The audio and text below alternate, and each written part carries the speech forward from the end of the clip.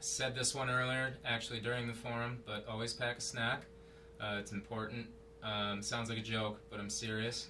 And I say that because you have to be prepared for those mornings where you're going to get there at 7 a.m., you're going to be putting a deck together for a presentation that's later that day that's nowhere near finished, and you're going to be sitting at your desk until 4 or 5 p.m. straight through.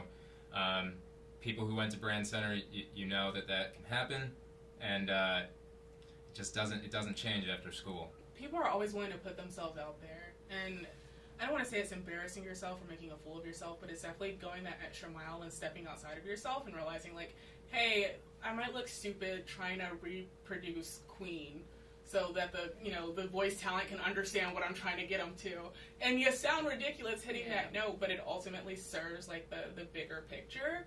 And so being willing just to, like I said, step outside of yourself and be like, okay, I might sound stupid.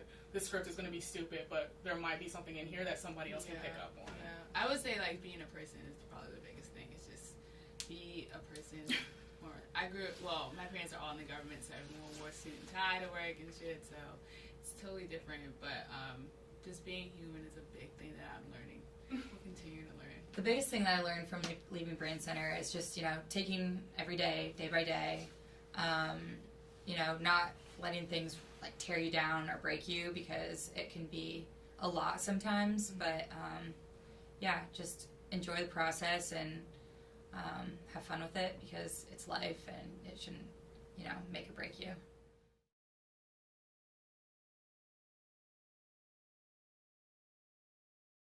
I mean, I don't know, because I feel like I've never not worked at agency headquarters before. There are a lot of clients day in and day out. Like, you never know who's going to be in the building, and they have this, like, they have a bunch of funky little rules, like, you can only wear Nikes in there, and, like, if Samsung comes to town, make sure to hide your iPhones. So I'm assuming that just because it's more client-heavy, there's a lot of, like, those weird little niche rules, but, I mean, it's chill, because, like, you'll just see, like, Wieden+Kennedy just shuffling around, and you're like, hey, and they're like, hey, how are you doing? And you're like, you guys are living legends. Do you even know that? So that's they're like in really the elevator cool. a lot, and I'm like, hi. I love you. I worship you. Please breathe my air. Right. So, I mean, that's cool. Yeah. I think that the biggest thing about working at the headquarters is that, like, so many resources. So, like, as an art director, like, they have a great studio team, which is awesome. Like, I get to basically be the art director and not, like, an actual person doing a lot of the comping and stuff like that. So Must be nice. It I wish is. I had a studio. It is. Okay. So getting to, like, talk to them and sort of, like, figure out how to tell people what you want is, like, an interesting thing in its own. But, like, it's just great to have the resources there.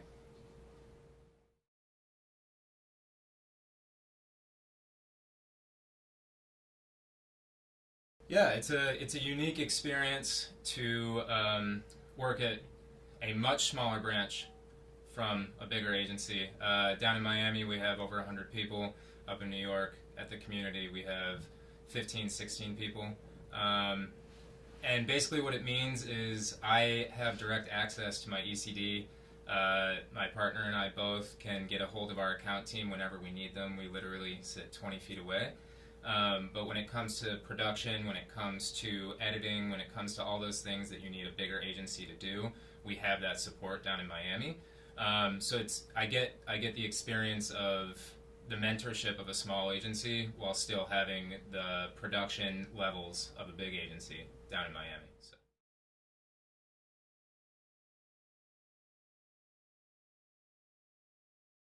Brand Center pretty much does that in every project. They throw you kind of into the fire and expect you to figure it out. Like, there's no, like, literal prompt. It's usually very ambiguous, and you kind of have to figure out which direction you want to take it. But the best part about it is that we have so many resources, and we have so many professors and instructors who are willing to kind of sit down with you one-on-one and talk you through it. So I think that we're super lucky to have that kind of relationship with them.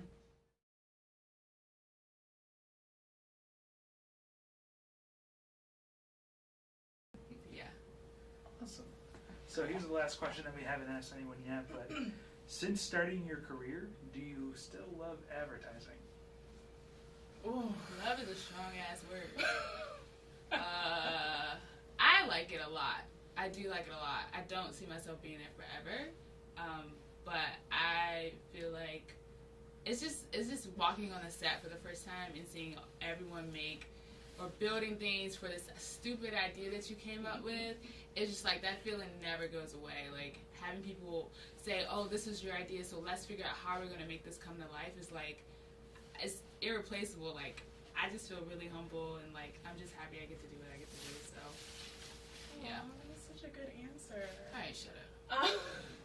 I don't feel like I got into advertising because I loved it. Honestly, I got into advertising because I saw things that I'm like, not necessarily that I can do better, but like I don't like that aspect, or like how would somebody do this, or like can I tweak that? So I got into it because I'm like, I don't know, I think I like to solve problems, and I'm like, okay, well, if I were to write an ad, this is the way I were to write it. So it's more of I'm still problem solving, and so long as that problem solving continues and me being able to find those little things that need fixing, I think I'll enjoy it. But like Whitney said, I don't think it's something I want to do forever, but right now I just really want to get good at this. Yeah, keep kicking ass. Yeah. Kick ass. Awesome, guys. That was awesome. Ooh.